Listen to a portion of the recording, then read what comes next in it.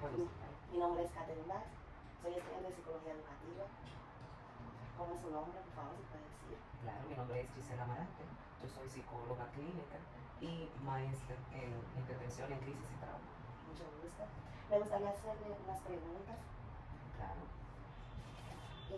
Corazón, ¿qué sistema específico observas que podría sugerir en un trastorno de neurodesarrollo, en este caso? En caso a un niño que tenga problemas en aprender o que pueda tener dificultades.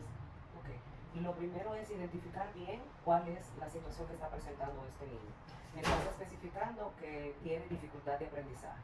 Lo primero es que se trabaja, el psicólogo clínico, y en mi caso, se trabaja en la entrevista inicial, primero de recabar toda la información necesaria de cuáles son las conductas que se están presentando y ver si ya se agotó la valoración clínica para determinar qué está provocando una situación o conducta en ese niño.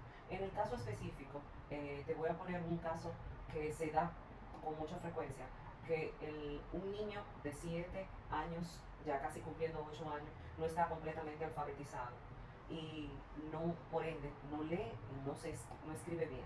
Entonces lo importante primero es evaluar con la herramienta que pueda identificar qué está sucediendo. Luego de haber evaluado, entonces identificar el diagnóstico. Después que se pueda inferir un diagnóstico, entonces partimos a identificar cuáles son las recomendaciones y cuál es el proceso educativo que sigue. ¿Qué es la desarrollo psicomotora que el estudiante considera los signos clínicos de algún trastorno en específico? O sea, que un niño pueda tener un trastorno que no lo pueda ayudar, que no pueda avanzar, que no pueda desarrollar. Mira, generalmente los trastornos que vienen desde el área clínica, o sea, con algún trastorno clínico, en ocasiones son difíciles. Por ejemplo, cuando hablamos de un trastorno del espectro autista, sabemos que estos niños tienen diferentes grados de autismo, pero estamos específicamente hablando de autismo, porque cuando hablamos del espectro, estamos hablando de un sinnúmero de conductas, trastornos que se pueden dar. En el caso de un niño autista, hay diferentes trastornos. Hay unos que son más severos y otros que son más fáciles poder integrarlo a la sociedad. Aquellos que tienen una situación clínica severa, es más difícil poder integrarlo al área educativa. Dígase, dentro del espectro hay niños que tienen un área identificada que es donde está su mayor dificultad. Algunos son el área social, algunos son el área del lenguaje, algunos son el área del aprendizaje en sí. Entonces, en el caso específico de un autista que tenga una conducta o que esté presentando una dificultad marcada en su integración social, va a ser un poco cuesta arriba al momento de integrarlo a estudiar a un centro educativo que no se adecua a sus necesidades. Se va a ver dentro de una escuela tradicional que el niño no avanza y no adquiere un conocimiento, pero es que si tiene un diagnóstico diferenciado y su parte social es la que se ve alterada, desde que entra al centro educativo, si no cumple con todos los requisitos, pues ya desde ahí va a tener dificultad para poder aprender. Entonces, generalmente van a tener dificultad para seguir órdenes, para estar tranquilo en un asiento, porque los límites que conocen están enmarcados dentro de su cuadro. Entonces, por eso hay que tener claro, primero, cuál es el diagnóstico, de qué niño estamos hablando, para poder identificar. ¿Qué tan importante es evaluar el entorno social y escolar en este diagnóstico? O sea, ¿cómo podemos, si hay maestros, familiares, que nosotros podemos venir a hablar con ustedes para que nos puedan ayudar a poder mejorar, claro, y evaluar a los niños que tengan problemas? Mira, aquí habla del entorno social y educativo, ¿verdad? Ok, a lo que hace referencia, creo, que es que cómo se comporta en todo lo que es su casa, si sale, en todo lo que es el entorno social, vamos a decirlo, si va a una iglesia, si va a un cumpleaños, cómo se comporta y cómo se comporta en la escuela. Hay casos específicos en que hay padres que dicen, cuando se les refiere a una conducta desde la escuela, dicen, no, pero en mi casa él no tiene ese comportamiento. O madre, viceversa, que le indica a un maestro, por ejemplo, un niño que está en tanda completa en un centro de cuidados, y le dice, pero en mi casa él no quiere comer y aquí él se come toda su comida. Ahí claramente podemos estar hablando de que en ese centro hay límites demarcados, que son lo que ese niño está acostumbrado a seguir. Sin embargo, en la casa puede ser que los padres no tengan los límites claramente definidos y que ese niño no tenga una hora para comer, no tenga un espacio donde comer, no tenga la forma correcta para ingerir los alimentos. Entonces todo eso va a desempeñar una dificultad. que en el colegio sí come, porque en el colegio le dan la comida a una hora establecida, le indican cómo es la manera en que debe comer, y él tiene que comer sus alimentos por él solo, generalmente dependiendo de la edad. Por eso se hace la diferencia. Estoy citando un ejemplo. El niño podría diferenciar la terapia completa como terapia ocupacional o de hablar. O sea, si el niño en una terapia puede mejorar con ayudas, o también con hablar con los padres, que los padres también puedan coger otro método para poder ayudar al niño, que el niño pueda seguir avanzando, cuando si el niño tiene dificultad para poder hablar o poder hacer, escuchar. Mira, en un proceso terapéutico es integral. Cuando hablamos integral es que todos los aspectos que involucran en que ese niño va tienen que estar integrados. El terapeuta no creo que pueda trabajar solo sin la ayuda del padre.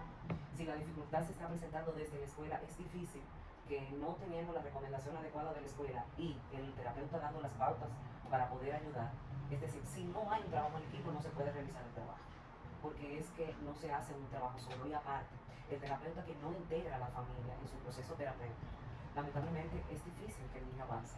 ¿Por qué? Porque el niño va a ir a terapia tal vez de 40 a 2 horas como máximo, tal vez todos los días de la semana o tal vez 2 días a la semana. Eso es dependiendo de cada caso. Pero si no se integra el padre, quien es que vive la mayor parte del tiempo, y no se le da la herramienta también al padre, lamentablemente no puede ver avance. Pero claro que sí, que en todo proceso terapéutico se necesita tener unos objetivos y ver si se están cumpliendo esos objetivos para que se pueda ver un avance. Pero el avance no se va a ver si el papá no hace su parte. Es como la educación. En la escuela educan a los hijos. En la casa se forman a las personas. Es un trabajo en equipo. Entonces sí es algo integral y sí se ven avances. ¿Cuáles son los efectos que intervención más efectiva para los trastornos sospechados? Que sospechan los niños. Por ejemplo, en mi caso, yo trabajo en un centro y hay niños que siempre no escriben, otros sí, pero nos llega un niño que tiene una pequeña dificultad. El niño ahora mismo está bien con un cuaderno, pero al momento el niño comienza a reírse solo, o no habla, o se hace pipí. Y ya el niño ya tiene 7 años y tiene como ese pequeño problemita, pero sus padres no dijeron nada. O sea, vive con su papá. Y nosotros nos sorprendimos en las primeras semanas de la forma del niño. El niño sí, cuando llega bien, hace su clase, pero hay momentos que nosotros no se le suena, que hace cositas que nos sorprendemos. Y cuando él quiere como llamar la atención, él quiere ir al baño, ya está hecho.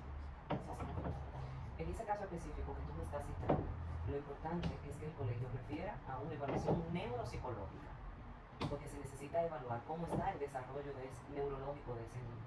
Y se van a necesitar pruebas clínicas complementarias para saber cómo está el funcionamiento de su cerebro y a qué obedecen esas actitudes que tú me estás mencionando. Es un poco cuesta arriba pensar que ese niño va a tener un desarrollo al igual que cualquier otro niño dentro de la clase. Y es importante que ustedes sepan que cuando ustedes más rápido generan la alerta al padre, en esa medida ustedes van a estar ayudando más a ese niño. ¿Por qué? Porque cuando el curso, por decirlo así, comience a notar esas diferencias que como maestra ya ustedes han notado, entonces pueden hacerlo de forma inadecuada y crearle una situación mayor al niño. Entonces en este caso, lo que se recomienda primero es buscar un diagnóstico clínico diferencial que indique a qué obedece lo que está sucediendo con él.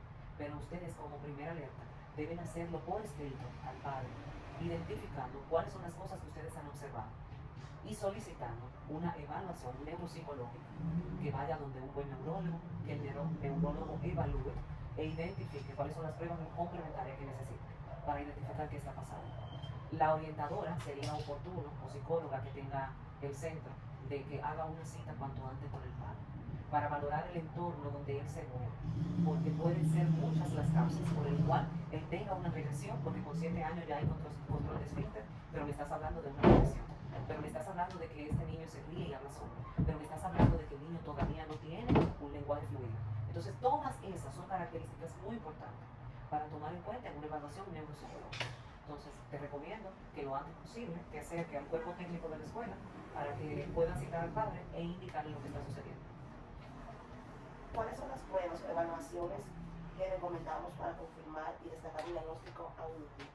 Dependiendo de cuál sea la necesidad que quiera identificar, dependiendo de la conducta que el niño esté presentando. Voy a ponerte un ejemplo. Un niño que tiene 3 para 4 años no tenga un vocabulario ni pueda identificar objetos, nombrarlos por su nombre, que se aísle dentro de un aula, que cuando esté jugando con algún, por ejemplo, con bloques o carritos, lo apile en fila. Ya estos son características o signos de alerta de que ese niño debe ser evaluado neurológicamente y luego psicológicamente para identificar si el niño está presentando alguna condición dentro del espectro. Puede ser un autismo, puede ser un trastorno TDAH, que es trastorno de déficit de atención con hiperactividad o sin hiperactividad, o déficit de atención y concentración. Para eso se hace una evaluación psicológica completa. Y yo como psicóloga clínica me gusta hacer la comprobación también a nivel neurológico con un electroencefalograma o una vigilia en sueño. Estos estudios te van a arrojar informaciones importantes para identificar si existe o no una patología que pueda determinar un trastorno. Pues muchas gracias, de verdad. El placer ha sido mío. Si en otra ocasión necesitan alguna información específica de un caso, pues estoy en toda la disposición para servir. Gracias.